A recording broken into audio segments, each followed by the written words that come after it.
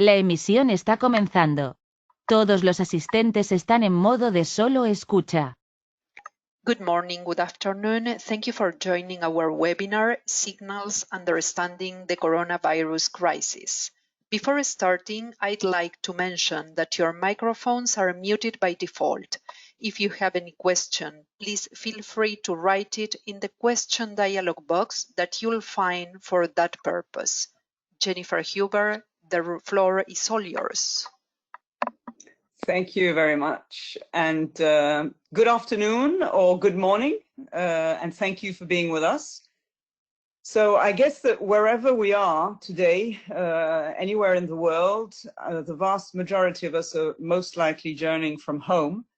And this is clearly a symptom of the very challenging times that we're living in. With governments around the world placing their countries in lockdown, and we are all facing the implications of this once-in-a-century event that has come into our lives as a big surprise. As we go through this turmoil, at Ipsos we are committed to helping our clients navigate with confidence. So we recently launched, and you may have seen it, a new digest called Signals, which we're planning to publish more or less on a twice a month basis. And this is to give you easy access to the resources we have to help understand the dynamics of this crisis. And we're going to show you a little snapshot of that today. So in this session, Simon will share our latest findings on people's perceptions and responses. He will draw on surveys, on social media monitoring, and the analysis of some of our teams around the world. Then James will highlight our key learnings so far on the signals, which may be interesting to see how consumers' behavior will be influenced. And at last, Chris will share some early thinking on how brands may need to adapt to the changing world. And without any further intro, I will pass on to Simon to start. Thank you, Jennifer, and good afternoon, good evening, and good morning to you all. Thank you for joining us. Yes, just to pick up on Jennifer's points, what I'd like to do now is really try to organise some of the information that we have now available to us all. To say it's a dynamic landscape, of course, is an understatement, but perhaps in taking stock of what we have in terms of perceptions and attitudes, it's a useful landscape for us to have, and sets the scene for James and Chris, who are going to help us think through where we go next. What I've tried to do is to organise it under three categories, and as Jennifer started in her opening remarks, just how real this has become and how quickly. We started the year with, if you like, business as usual. 75% of people around the world thought 2020 would be a better year than the last year for them personally. And a little over 2.5 months on, we have 25% of the world's population under lockdown. Moving on from that, but still very much, I guess, in that vein, the opinion climate, if I can call it that, is so fast changing. And one of the arts that we all have to work on now is just trying to think through what might evolve into longer term attitudes and trends, and James will talk about that, and indeed behaviours. And I'll mention a little bit about some of the early things that we're finding, but Chris in particular will pick up on that later. And as Jennifer mentioned, we have many resources now in place just to help us all make sense of it all. So I'll just quickly share with you where to find the latest information as we go through this crisis. So in terms of, if you like, coronavirus becoming real, I mean, it is quite stark just preparing for a session like this, just to think about just how quickly things have changed. I mean, who knew that within such a short space of time, we would have 50, 60, 70, 80% of the populations in many of the world's most prominent countries, if you like, saying there is a big threat to their country, and it is this virus. It's happened so quickly, if not quite overnight. It certainly feels like that to people around the world. We're worried that people around us are going to be affected. And this chart showing us from the research we've done just this last week or so, just how concerned people are in many countries that it will actually affect our health if we were to get the virus. So it's very much this sudden health crisis, but also sudden financial crisis. And again, it's not something which is on the business press that we cannot worry about, or certain sectors or certain countries are affected. When we're perhaps looking at this from the perspective of people around the world, well, what do we find? We find that the median person is worried about what this means for my job or my business. It is absolutely, if you like, real to people around the world. It's not just something that bosses of companies are worrying about, or it might be something other people might be experiencing. And I guess that just is a reminder of just how dynamic the climate of opinion seemed to be. And just on that sort of speed of change theme that we're all having to try to, if you like, come to terms with those of us involved in research and analysis. You know, here's the US-Canadian border. Who knew that 3 months into this year, you would find the majority of people in many countries saying that they think the borders of their country should be closed. We shouldn't allow anyone in or out until we get this virus contained. I mean, this is just, you know, this is a complete turnaround compared with where we were. Even if there is a debate about just how successful the restrictions will be, there is pretty strong support for, you know, big government measures, if I may call them that, to combat the virus. Who would have thought the media was exaggerating? Well, certainly at the end of February, many people in Italy thought that absolutely, but that's not the case just a couple of short weeks later.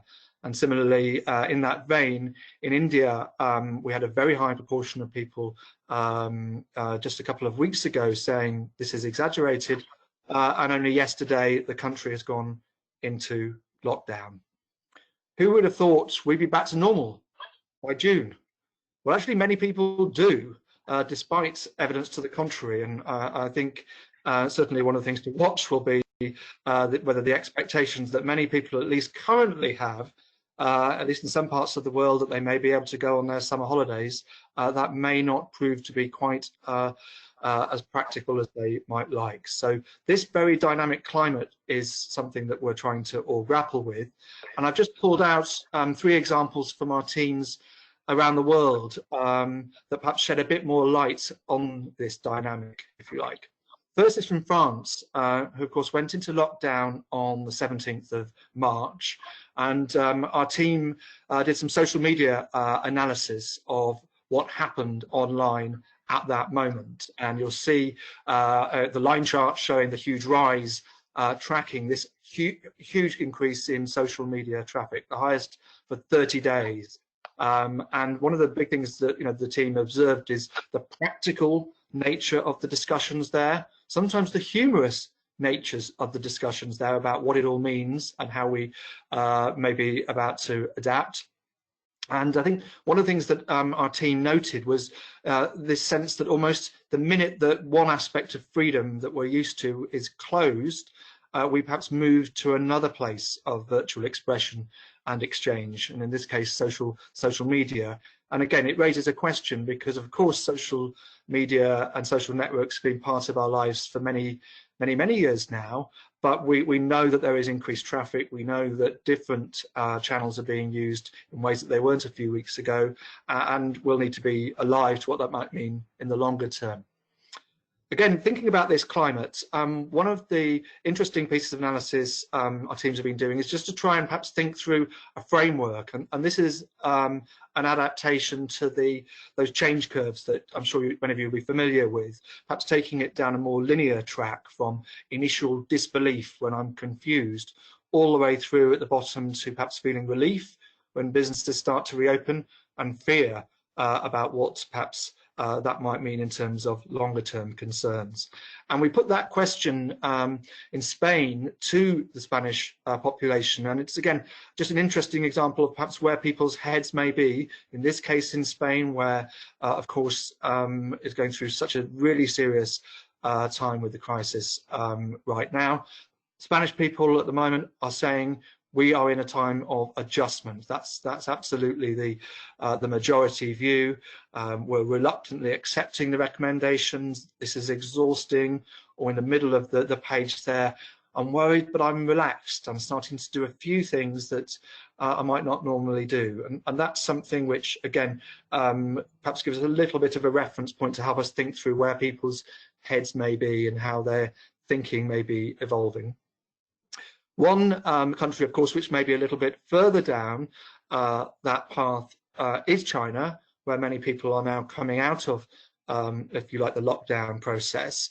I wanted to share with you just some early reflections there, because again, when we're thinking about the public opinion climate, this poll from mid-February, I think, gives us just quite an interesting snapshot. 64% saying it's changed my outlook. Half the people saying they've taken part in at least one volunteering activity, and indeed in my own country, in the UK, 500,000 people have just volunteered to support our National Health Service by, for example, taking food to people who aren't able to go out.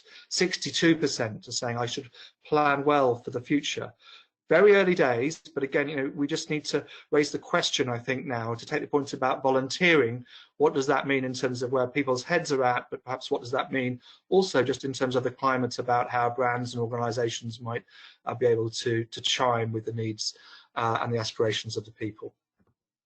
And that just brings us into this question about changing behaviours, and both James and Chris will pick up on this in a little bit more detail in a moment, but just to stay in China and just to think about some of the early signs that we perhaps may be starting to see or might be starting to look out for in terms of behaviours. The first one is about mobility, if you like, transport. So the example is from about a month ago in China, where we were finding already a shift towards people using private cars. At that point, increased intention, at least, to say that they would buy a car, and thinking about the sales channels, more interest in door-to-door test driving and door-to-door deliveries. And it's a subject which is forming the basis of a new study actually we're launching to really try to understand in much more depth how the auto industry is changing in the light of COVID. One of the things I wanted just to flag up for the moment, though, was about perhaps what people were saying about important attributes in their new purchase. And I think one of the striking things, for example, on the right-hand side of the chart, is this importance, for example, of air conditioning systems with germ filters. And this may not have been top of the list for many people 6 months or 12 months ago in thinking about their cars. And those kinds of, if you like, health considerations may also feature in other purchases people may be thinking about in their coming period. The second one from China really is thinking about the experience perhaps of being in isolation. And one of the things our team has done is almost try to develop a bit of a checklist around the experience that people have had at home. And so thinking about this, if you like, this daily process, many of the things here are things we would do at any point in time, meal planning, household cleaning, disinfection regimes, at least for some. But many of these things have had to change radically in this hothouse environment, and certainly may actually change in the medium and longer term as people come out of it. So the idea perhaps of having a checklist and thinking through what we're starting to learn from these experiences, these lived experiences of people as they've had to spend much more time together away from the normal media, I think is important. And clearly one of the things that seems very, very prominent is this point about the dominance of screens and if you like, of the technology that's in the home. Again, a trend, if you like, that's been with us for many, many years. But if you look at the activities people are doing while they're isolated, they're watching TV, they're watching movies, they're watching short videos, they're shopping online, or like we are today, we're doing online office or online work. And so again, perhaps additional boosts to those screen-based activities which were already, if you like, on very much an upward curve. And finally, on that theme of, I guess, changing behaviours, the multi-country poll I mentioned has been collecting data, for example, on stockpiling. Many people admit to doing it. More people are annoyed at those people who are doing it. And there already are changes that we're seeing in terms of purchase behaviour patterns, and James is going to talk about that in a moment.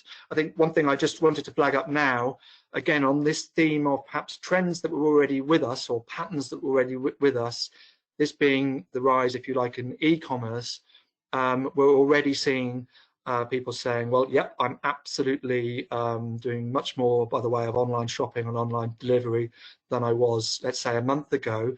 And it's perhaps also prevalent among some groups of consumers who maybe were still much more inclined to go out and go to, if you like, the bricks and mortar or the physical shops, but now perhaps can't. I'm thinking particularly maybe about some of the older consumers. Many of them now may be more acclimatized and used to the online experience. So that, I guess, the impact on, if you like, the medium and longer term of, let's say, e-commerce or omni-channel commerce is clearly going to be something we need to watch out for. So just to finish for me, I just took a couple of thoughts on the resources that are available. I mentioned the tracker survey that we've been running since the start of February. It's now gone weekly in 15 markets, and it's covering a whole range of different topics now to try to really help us all get in depth and get some detail really on the dynamics of what's happening. And so our teams would be very pleased to talk with you about the information that's now available there. And just in terms of keeping in touch day to day, we have a lot of work coming out, of course, from Ipsos. We have a homepage which houses all of the latest material we have. It includes the latest opinion research that I've been sharing some of that with you today. It includes expert analysis, and Chris actually is going to pick up on the piece he and colleagues wrote on behaviour change in a moment.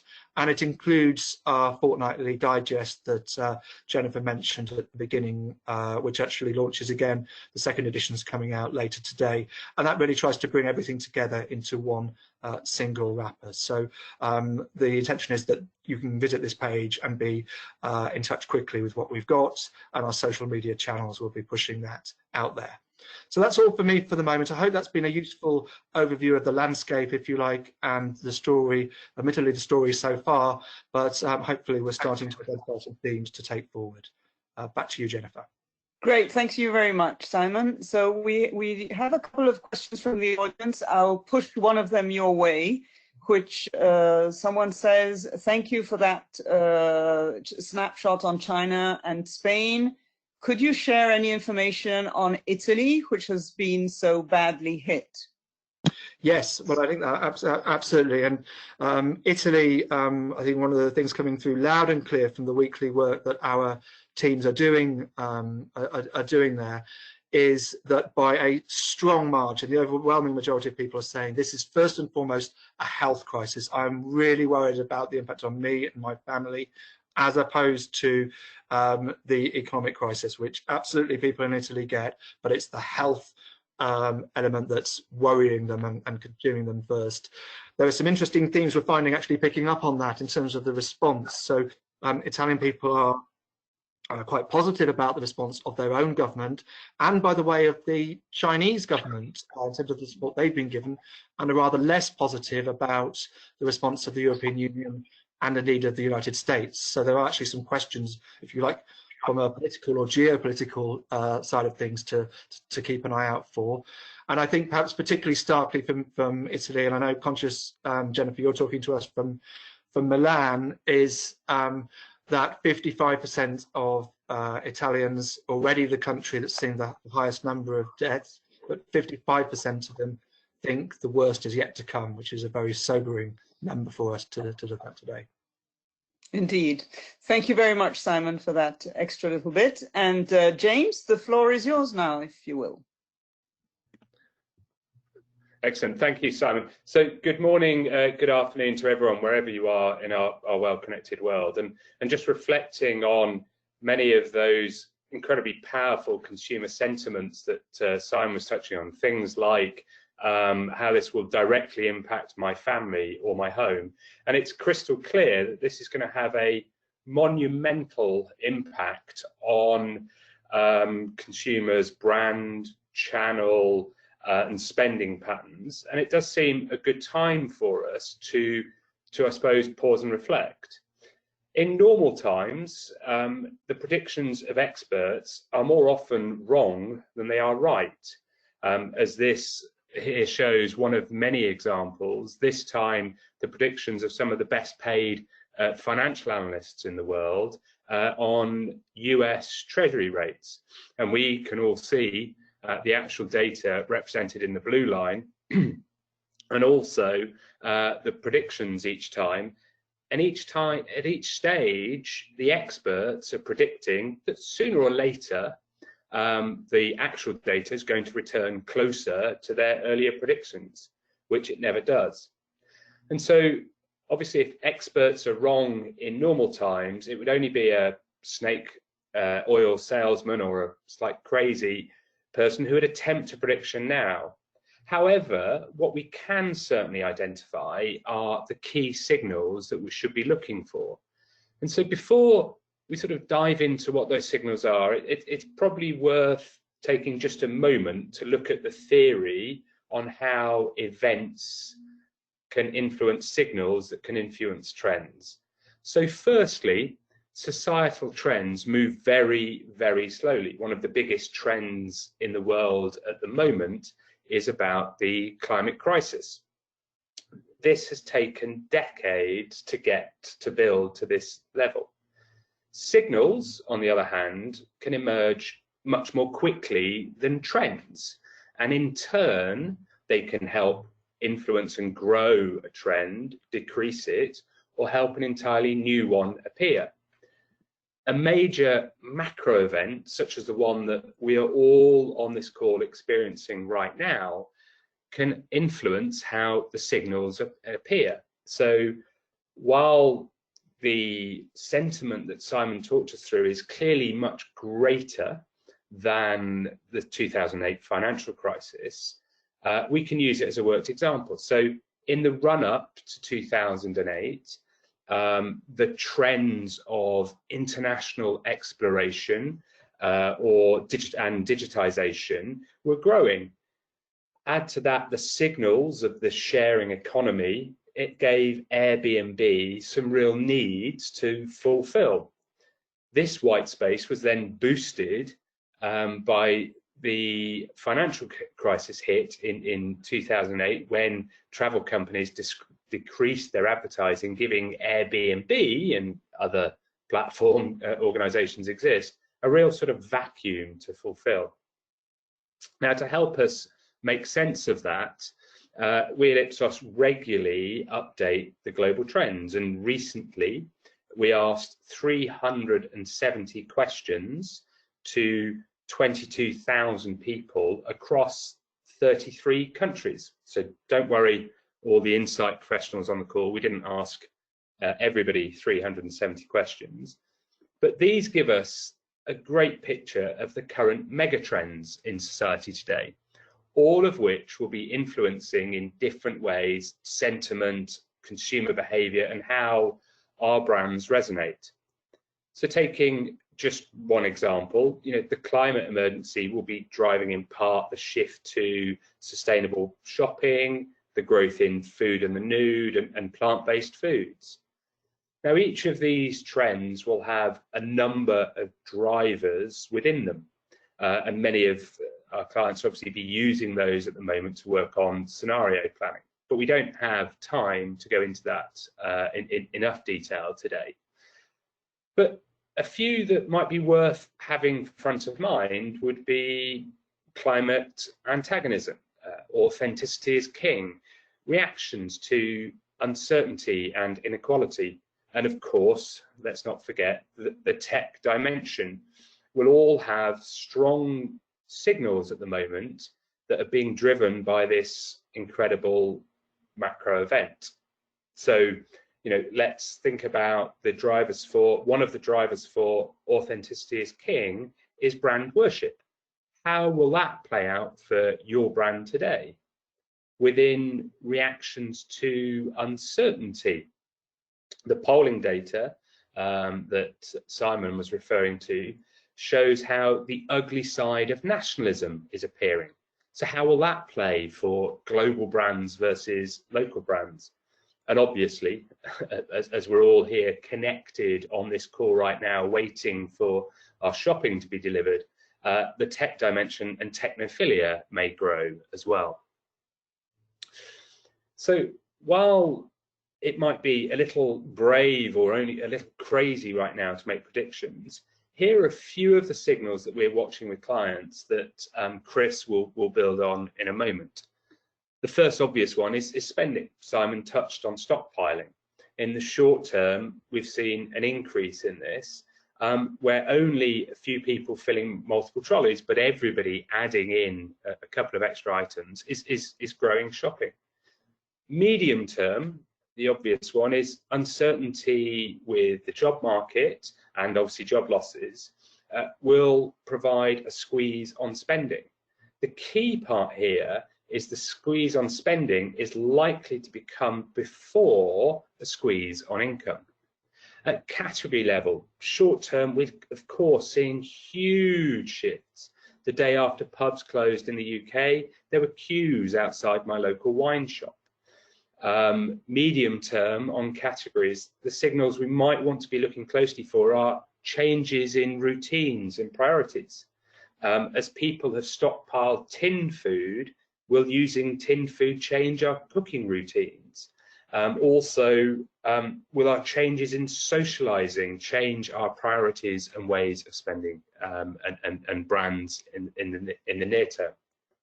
On a brand level, I think we could really expect to see in the short term now a rise in both familiar and premium brands as people look to take small luxuries.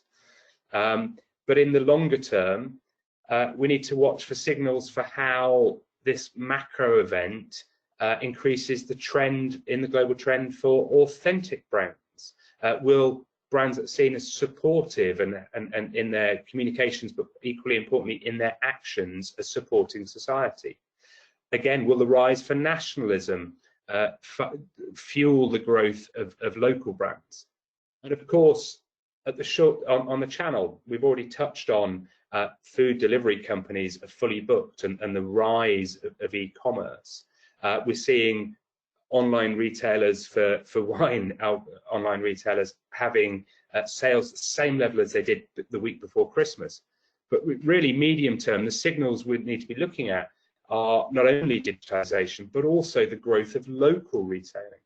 So, and some of these themes Chris will pick up on in his next thoughts and comments to say, you know, how these are more likely to play out and affect brands and clients that we work with.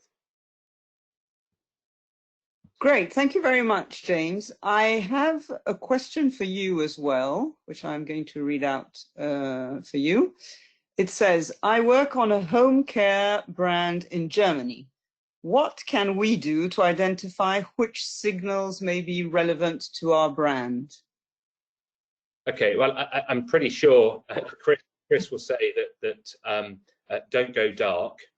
Will probably be the first thing. I think an awful lot of clients at the moment have been doing some great work to get the tone right, and there is a large sort of body of work to how to get the tone right, but also think about other areas about how to get, you know, a lot of the great actions at the moment are also in the development of the product or the delivery of the experience as well.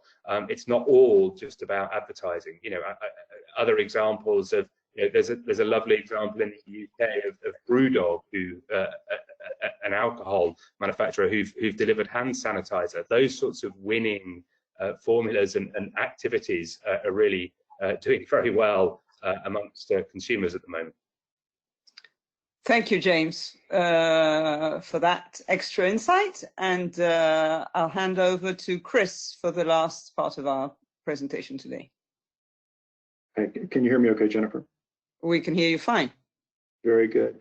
Okay, so yeah, a few weeks ago, Jennifer made the suggestion that we have a look at the implications for brand management in this kind of current era through the lens of behavioral science.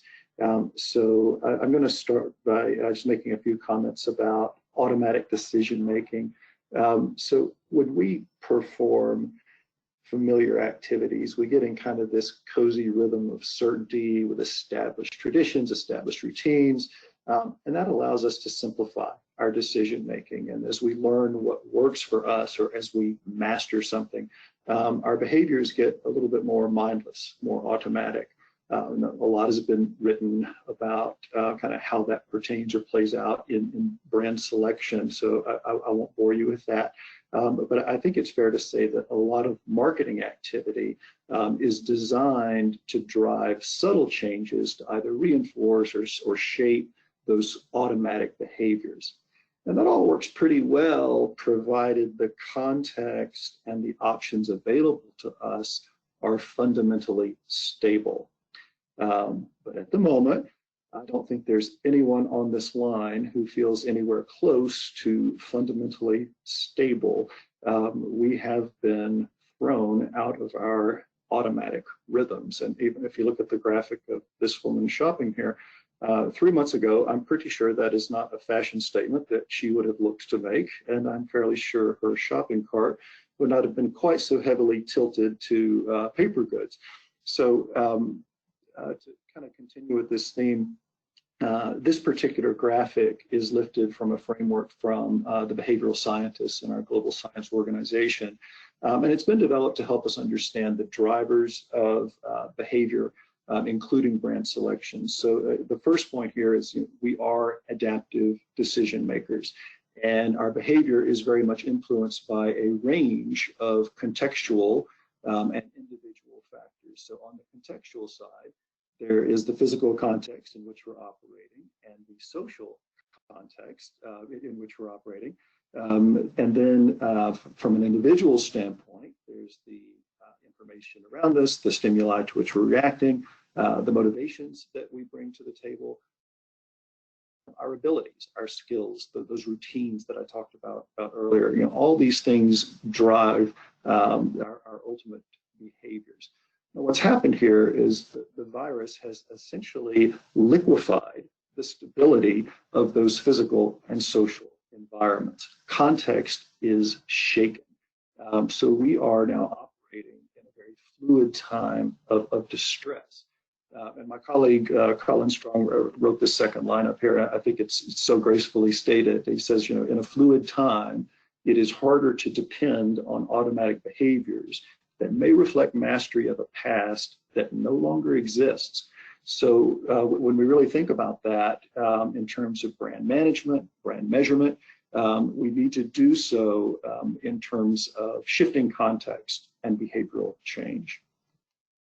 So, you know, what are brands supposed to do in response to all of this shifting context? And it was interesting until maybe about a week ago, it was a little quiet out there, you know. And I think a lot of brands were quite hesitant to respond, and probably motivated by a healthy fear of avoiding being perceived as inappropriately opportunistic. While it is absolutely vital not to be perceived as a crisis profiteer, brands really can play a meaningful role and an enhanced role in people's lives right now in this period of shifted context, where our more automatic behaviors have suddenly become more deliberate. It's a unique period of time. Folks are in more active listening mode. They're paying more attention to brands, and it is a unique time to kind of connect with them. So one other thing to keep in mind here, our public affairs group has published some great material on this subject, but we are living in an era where many people are increasingly open to brands in the promotion of social progress, well-being, probably much more so than the traditional institutions to which they used to turn, you know, for that type of support, organized religion, the government, the media. Brands are kind of increasingly a source there. This current crisis could very well accelerate that pattern if brands rise to the occasion. So what do we mean by that? What does rising to the occasion look like? If we build on the framework that I described a moment ago, there are a number of ways that brands can tap into different influences on decision making to help people adapt to that shifting context. And the first is just to be a source of truth, positive impact, to provide trusted and accurate consumer-centric information that really helps people navigate these uncertain times.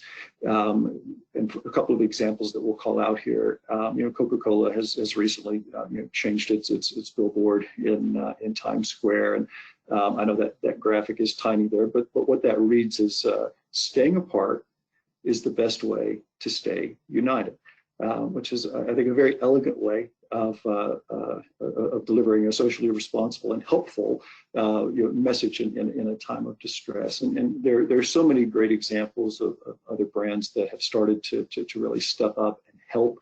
ABI, Diageo, LVMH, have all given so much to the production of hand sanitizer. And I think a moment ago, James called out BrewDog.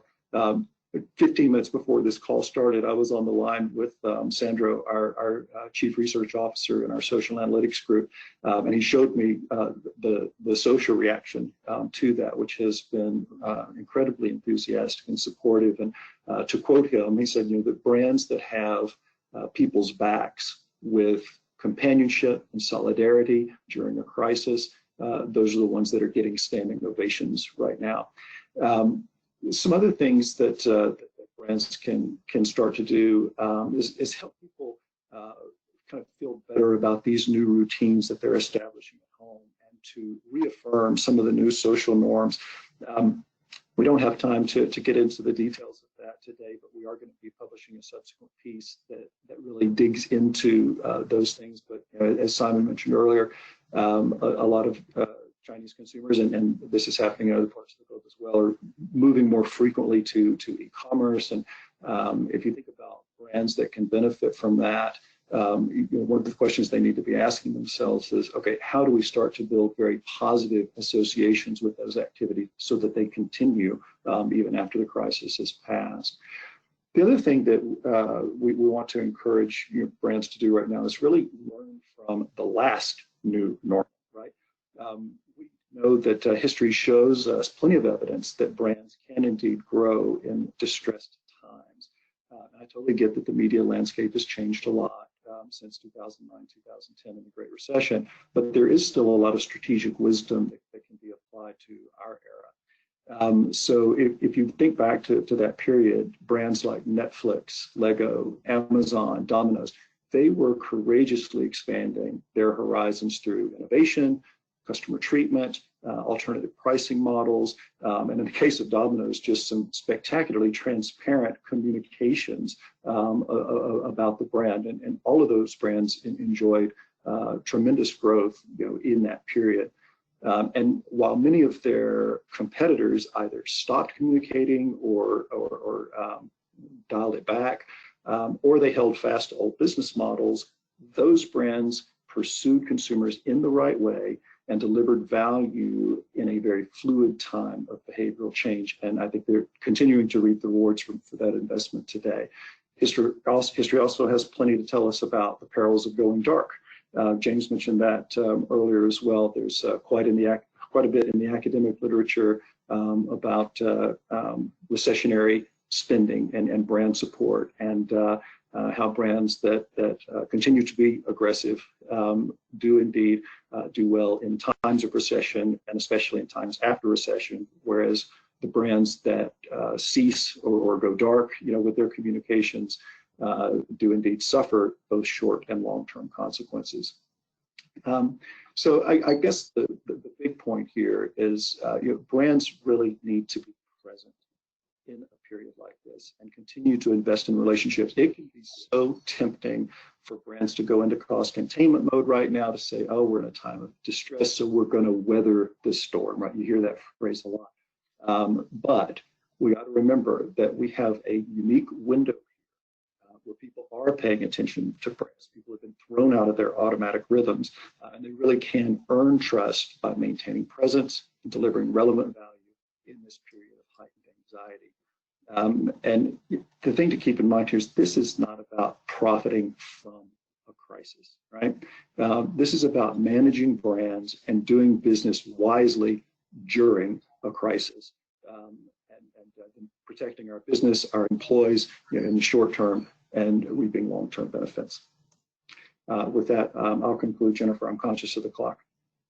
Great, thanks, Chris. So we still have a couple of minutes. I'd love to ask you a question which is more referred to your personal experience, because I know that you were head of corporate brand strategy at Verizon on September 2001 and September 11. And so you lived through a crisis. So you were talking about learning from the past. What did you learn? What went well for you and what maybe did not go so well?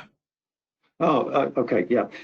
So I probably should have mentioned that when I showed that Coke billboard in Times Square, it did bring back memories of a vacated Times Square from 2001. But it is true that the Verizon brand did enjoy quite a period of brand growth in the subsequent periods in 2002, 2003. And I do feel like we got a number of things right in that era.